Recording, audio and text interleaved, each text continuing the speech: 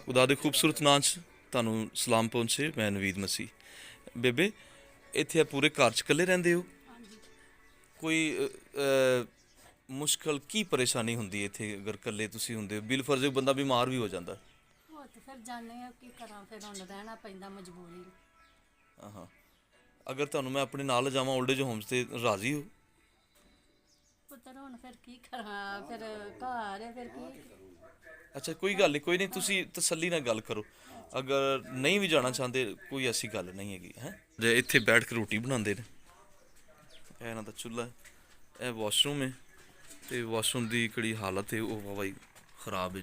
ਛੱਤ ਉੱਤੇ ਨਹੀਂ ਹੈਗੀ ਹੈ। ਅਤੇ ਇਹ ਬੇਬੇ ਦਾ ਛੋਟਾ ਜਿਹਾ ਘਰ ਹੈ। ਇਹ ਇਹਨਾਂ ਦੀ ਬੇਟੀ ਹੈ ਜਿਹੜੀ ਖੁਦਾ ਕੋਲ ਚਲੀ ਗਈ, ਅਤੇ ਇਹ ਮਤਲਬ ਕਮਾ ਕੇ ਕਫਾਲਤ ਕਰਦੇ ਸਨ ਆਪਣੀ ਮਾਂ ਦੀ। ਇਹਦਾ ਨਾਂ ਕੀ ਸੀ ਬੇਬੇ? ਹਾਂਜੀ, ਫਰੀਨਾ। ਤੁਹਾਡਾ ਨਾਂ ਕੀ ਹੈ? ਸਕੀਨਾ। ਸਕੀਨਾ। ਅੱਛਾ ਬੇਬੇ, ਇਹ ਕਿਹੜਾ ਗੱਦਾ ਥੱਲੇ ਪਿਆ ਤੇ ਬੈੱਡ ਕਿੱਥੇ ਵੇ? ਬੈੱਡ ਨਹੀਂ ਹੈ। ਬੈੱਡ ਕਿੱਧਰ ਗਿਆ? ਕਿਸੇ ਨੇ ਦਿੱਤਾ ਨਹੀਂ। ਕਿਸੇ ਨੇ ਦਿੱਤਾ? ਹਾਂਜੀ। ਮੈਂ ਬਜ਼ੁਰਗਾਂ ਦਾ ਸਾਰਾ ਘਰ ਦਿਖਾਇਆ। ਇਹ ਇਕੱਲੇ ਘਰ ਦੇ ਵਿੱਚ ਰਹਿੰਦੇ ਨੇ। ਇਹ ਇਹਨਾਂ ਦਾ ਘਰ ਹੈ। ਥੋੜਾ ਜਿਹਾ ਦਿਖਾਣਾ, ਅੱਗੇ ਆਣਾ। ਇਹ ਨਲਕੇ 'ਚ ਪਾਣੀ ਵੀ ਠੀਕ ਨਹੀਂ ਆਉਂਦਾ, ਤੇ ਉੱਤੇ ਛੱਤ ਨਹੀਂ ਹੈਗੀ। ਇਹ ਇੱਥੇ ਕਰਨਾ ਚਾਹੀਦਾ। ਇਹ ਅਗਰ ਡਿੱਗ ਜਾਵੇ ਤੇ ਖੁਦਾ ਨਾ ਖਾਸਤਾ ਕੋਈ ਐਸਾ ਹਾਦਸਾ ਵੀ ਹੋ ਸਕਦਾ ਹੈ। ਤੇ ਬੇਬੇ ਇਸ ਘਰ ਦੇ ਵਿੱਚ ਬਿਲਕੁਲ ਇਕੱਲੇ ਰਹਿੰਦੇ ਨੇ। ਇੱਕ ਛੋਟਾ ਜਿਹਾ ਇਹ ਕਮਰਾ ਹੈ। ਬੇਬੇ ਕਹਿ ਰਹੀ ਕਿ ਕਿਦੋਂ ਉੱਥੇ ਮੈਂ ਰੋਟੀ ਬਣਾਉਣੀ ਆ ਤੇ ਬਾਰਿਸ਼ ਹੋਣ ਨਾਲ ਉਹ ਵੀ ਥੱਲੇ ਪਾਣੀ ਆ ਜਾਂਦਾ।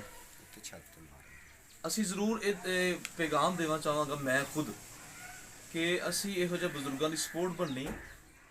ਇਹਨਾਂ ਦੇ ਬੱਚੇ ਜਿਹੜੇ ਨੇ, ਜਿਹੜੇ ਇੱਕ ਤੇ ਬੇਟੀ ਇਹ ਕੱਲੀ ਇਹਨਾਂ ਦੇ ਕੋਲ ਸੀ, ਇਹ ਖੁਦਾ ਕੋਲ ਚਲੀ ਗਈ ਏ। ਬੇਬੇ ਦਾ ਕਿਹੜਾ ਬੇਟਾ ਹੈ ਉਹਦਾ ਪਤਾ ਹੀ ਨਹੀਂ ਲੱਗਿਆ ਕਿੱਧਰ ਗਿਆ, ਤੇ ਉਹ ਪਲਟ ਕੇ ਵਾਪਸ ਨਹੀਂ ਆਇਆ। ਤੇ ਇਹ ਇੱਕ ਬੇਟੀ ਸੀ ਜਿਹੜੀ ਖੁਦਾ ਕੋਲ ਚਲੀ ਗਈ। ਇਸ ਟਾਈਮ ਬੇਬੇ ਬਿਲਕੁਲ ਕੱਲੀ ਏ।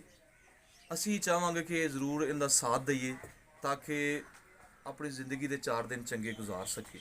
ਇਹਦਾ ਛੋਟਾ ਜਿਹਾ ਘਰ ਹੈ। ਅਸੀਂ ਘਰ ਵੀ ਸਾਰਾ ਦਿਖਾਇਆ। ਪਾਣੀ ਨਹੀਂ ਆਂਦਾ ਪਿਆ, ਸਹੀ ਤਰ੍ਹਾਂ ਗੇੜਦੇ ਨੇ। ਤੇ ਬੇਬੇ ਕਿੰਨੇ ਦਿਨ ਹੋ ਗਏ ਸੀ ਬਿਮਾਰ ਹੋ ਤੁਸੀਂ?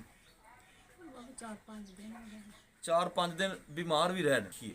ਕਦੋਂ ਵੀ ਅਸੀਂ ਇਹੋ ਜਿਹੇ ਬਜ਼ੁਰਗਾਂ ਦੇ ਕੋਲ ਜਾਂਦੇ ਹਾਂ ਤੇ ਆਪਣੇਪਨ ਦੀ ਖੁਸ਼ਬੂ ਆਉਂਦੀ ਹੈ।